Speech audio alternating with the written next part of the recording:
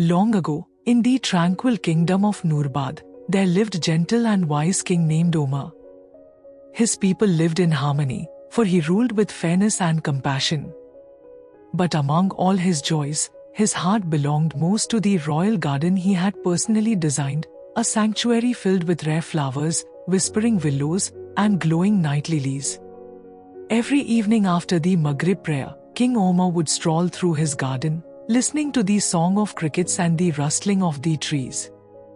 One night, after admiring a newly blossomed moonflower, he returned to his chamber, prayed Isha, and soon drifted into sleep. In his dream, a glowing mist covered the palace gardens. From the sky descended 4 radiant fairies, each with wings shimmering like woven stars. The first fairy spread her hands, and from the soil grew a tree with a golden trunk.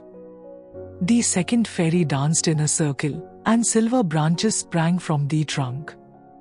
The third fairy whispered a song, and the branches bloomed with crystal leaves. The fourth fairy sang a lullaby, and a single glowing fruit appeared on the highest branch, shaped like a heart, pulsing with soft red light. But then, dark smoke curled around the tree, and a huge shadowy figure appeared. With a harsh cry, it trapped the fairies in chains of darkness and vanished into a portal of fire. The king awoke in awe and sorrow. A longing stirred in his chest. He wished not only to see the tree in his waking world but to rescue those fairies who had gifted him that vision. He summoned his court sage, a blind but wise seer named Barjan. After hearing the dream, Barjan grew pale and said, "The fairies you saw are the keepers of the Starwood tree. They were taken by Malithor, sorcerer who lives in the cursed caverns of Mount Vera. Only one with a pure heart may free them." The king announced, "Whosoever frees the fairies will receive riches, land, and my eternal gratitude." Many tried. None succeeded. Then stepped forward a quiet young healer named Idris, who had once tended the king's sick hound. Idris said, "Your Majesty, I will try, not for reward, but because no fair being should live in chains." The king, moved by his sincerity, gave him pendant of protection and blessed his journey. As Idris traveled, he helped many along the way. A wounded eagle, whom he healed and released. The eagle gave him feather that could summon the wind.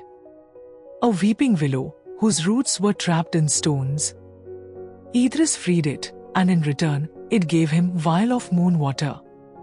Fox cub, nearly drowned in a stream. He saved it, and its mother gifted him cloak of silence. Finally, he reached Mount Vera, where black smoke rose and the wind screamed like wolves. At the cave's mouth stood a gate of fire, guarded by 2 flaming statues. Idris used the moon water to douse the flames and slipped inside wearing the cloak of silence. Within the cave, he saw Malithor, the dark sorcerer, with the fairies imprisoned in a glass cage suspended above molten rock. Malithor turned and hissed, "You dare come for them? Then prove your worth." He gave Idris 2 tasks. Fetch the seed of flame from the cave of ash before sunrise. Turn the echoes of the mountain into a single song. Idris first traveled to the cave of ash. Inside, he called the eagle, who carried him over the fire pits to the heart of the cave. There lay the glowing seed of flame. Idris took it carefully and returned before sunrise. Next, he stood on the cliffs and listened to the winds.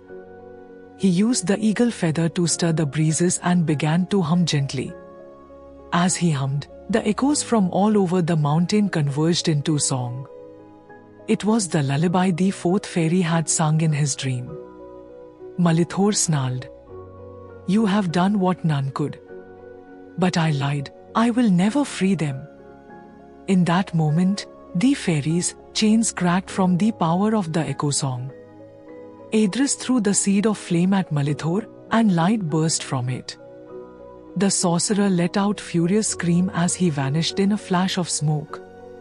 The fairies were free. They descended, glowing with gratitude.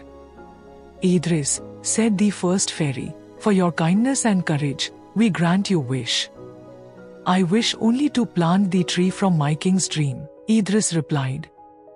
They smiled, took him back to Nurabad, and in the royal garden, they created the Starwood tree, with a golden trunk, silver branches, crystal leaves, and the pulsing red fruit at its crown. King Omar wept tears of joy and embraced Idris. True to his word, he gave him place of honor and land to heal others in peace. The fairies returned to their realm, but on clear nights, the tree would glow, and the echo of a lullaby would drift through the garden, forever.